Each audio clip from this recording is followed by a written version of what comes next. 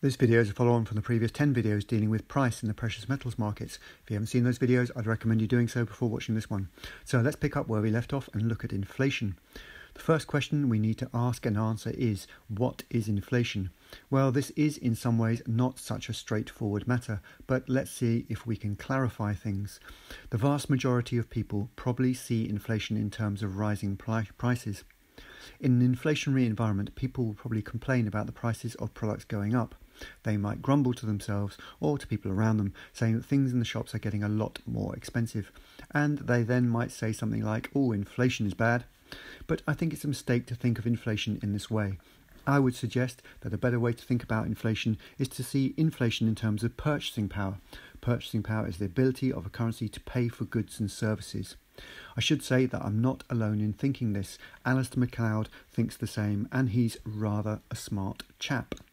So, when the purchasing power of a currency decreases, the ability of that currency to pay for goods and services decreases. In economics, everything is relative. In an inflationary environment, essentially what's occurring is that the currency is losing some of its purchasing power in relation to products. So, in my opinion, it's best not to think of the product rising in price or getting more expensive. Instead, switch your thinking and think of the currency losing some of its purchasing power in relation to the product. Perhaps it might help if I refer you to the Rubens vase optical illusion with the vase and two faces. I'm sure you've all seen this. At one point you can see a vase and then you can switch to seeing two faces. This illusion deals with perceptions. Bear in mind that the image itself has not changed. The only thing that's changed is your perception. What I'm suggesting is something of a similar nature. It also concerns perceptions. Hopefully you'll be able to switch your thinking and perceive inflation in a different way. I look at the inflation rate and see not prices getting higher, but the rate at which currency is losing its purchasing power. Another way to say this is how fast it's depreciating. The rising prices view is not incorrect per se. It is, after all, in some ways commensurate with inflation. But I believe the purchasing power view is a better way of seeing, or rather perceiving, the situation. Also, bear in mind that the product itself hasn't changed. A lawnmower is still a lawnmower. It hasn't changed. What has changed is the purchasing power, or to put it another way, the value of the currency. The loss in purchasing power means that it takes more currency to buy that same product. Our overlords would very much want people to think of inflation in terms of rising prices rather than purchasing power. But fuck them and fuck what they want. Don't let them dictate to you. In my opinion, when it comes to inflation and currencies, purchasing power is what you need to understand and be aware of. Why do our overlords do this? Well, it's a form of misdirection, a distraction technique carried out by our overlords and the MSM. Look over there, not over here kind of thing. The other way to say this is it's a psyop, it's a psychological operation. People have, for many years, been encouraged to think of inflation as being rising prices because this is the effect of inflation. The rising prices that we see in, say, a supermarket are the fruits of the tree, the apple on an apple tree, but not the cause. Our overlords don't want people knowing what the cause is, because then they would clearly see what the problem was and then they would protest about it. Our overlords can't afford that to happen. This brings me neatly on to my next point. What is the cause of inflation? Inflation is defined in classical economics as an increase in the money supply. More correctly, it should be referred to as currency creation. I refer you back to the third video of this mini-series where I talked about the differences between money and currency. For those of you who are more visually orientated, it might be helpful to think of inflation as being a balloon. We can call the balloon the money supply. To inflate an ordinary balloon, we need to add air. With our money supply balloon, it inflates when more currency is added into the economy.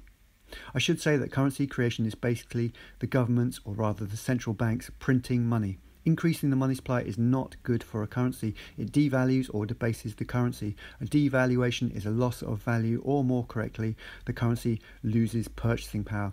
How does this happen? Anyone with a basic understanding of economics would know that scarcity strongly correlates with high value. The converse is also true. When there is an overabundance of something, the value or worth in currency terms goes down. As evidence of this, we need only look at OPEC. OPEC is a cartel of oil-producing nations in the Middle East.